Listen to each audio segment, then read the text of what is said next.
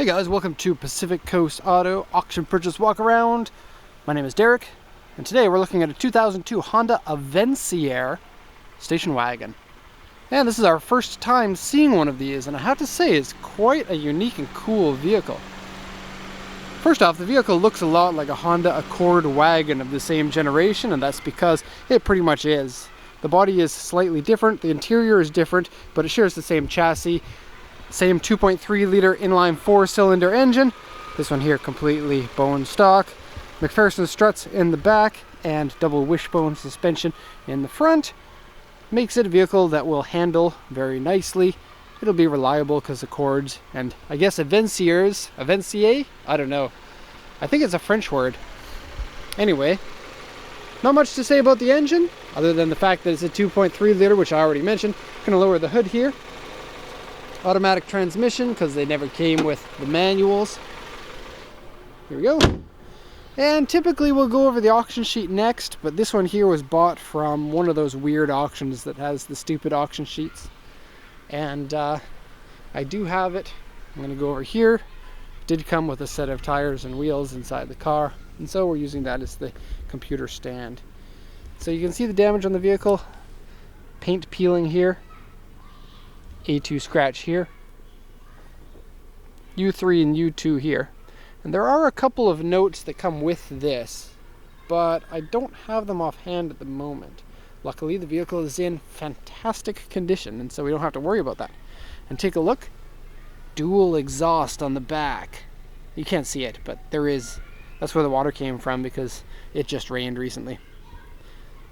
Okay, so there are quite a few weird things to talk about this otherwise utilitarian, reliable, good fuel economy vehicle. And first off, the fact that Honda didn't make very many of these. They weren't very popular because they were a good chunk more expensive than the Accord, which they're very similar to. And I guess nobody wanted to pay the extra money to get a brand name that wasn't very familiar. They only had one generation in Japan. I think they had two generations in another country, maybe in Malaysia or something like that. I'm not too sure. I did look this car up on Wikipedia because I typically do that on vehicles that I don't know too well. And I did find out that this vehicle came with a very early version of adaptive cruise control. And so when you get too close to vehicles in front of you, it will slow down. I don't think that this one has that though, because I believe that there would be some sort of sensor for that, which I can't see. And so it looks like similar to an Accord wagon. It looks a little bit smaller. It has a really weird back window. I don't know if you saw this already, but take a look. It has two windows there with a little kink in it.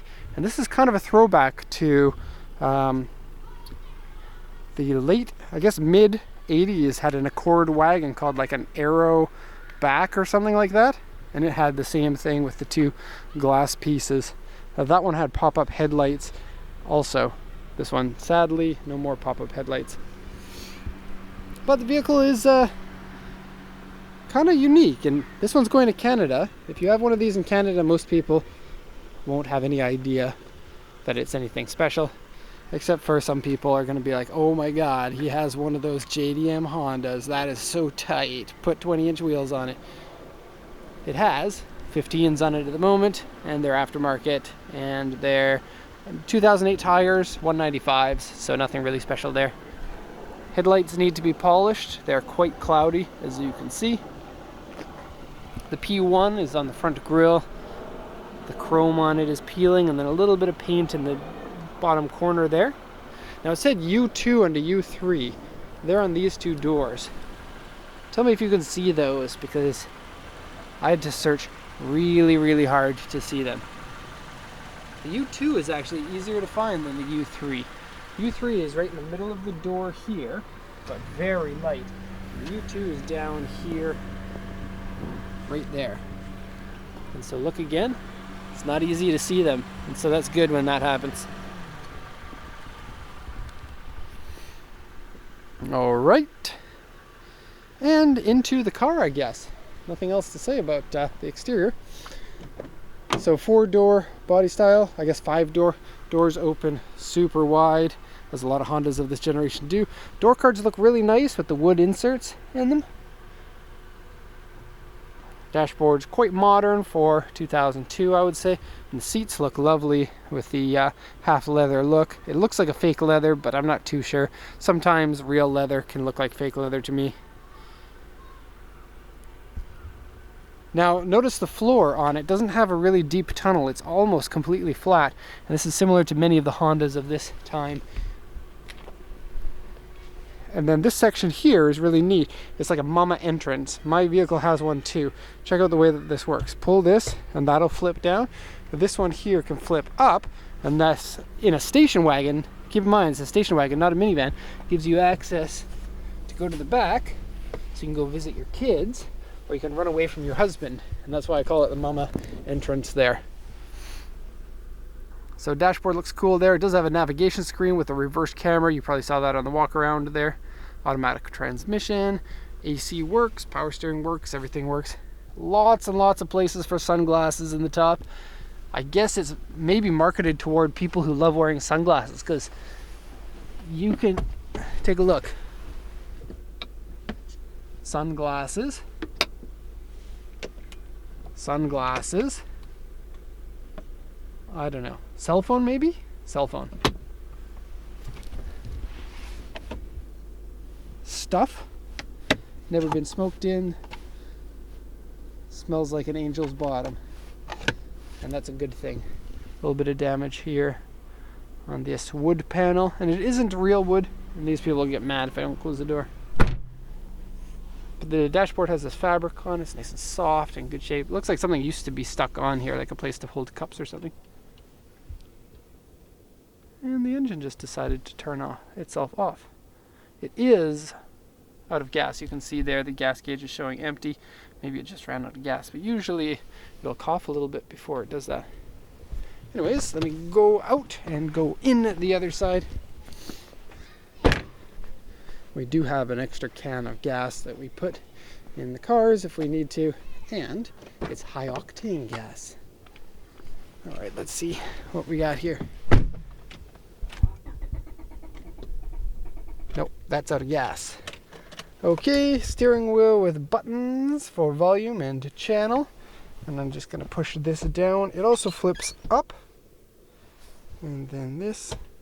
There's your cup holders. Or armrest.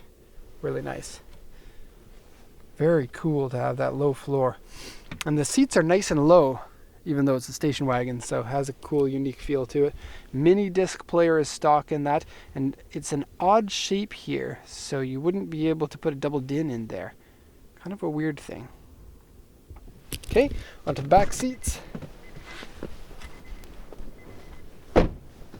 Super big doors for the back, and look at all of that leg room that you get. That's pretty impressive. Okay, it's standard fare until you take a look at this. That's a little bit weird, right?